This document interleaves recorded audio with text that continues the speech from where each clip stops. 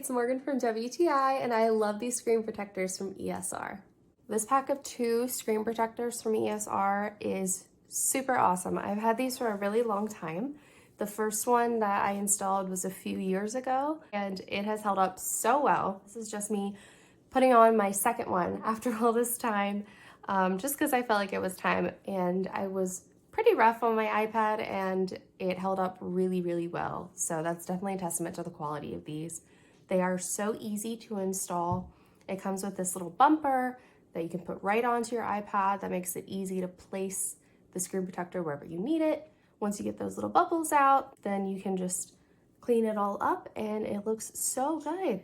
You really can barely tell that it's even on there, which I love. It bothers me when I can see the screen protector, you know, but this one just blends right in and it works really, really well, and it'll definitely last you a long time.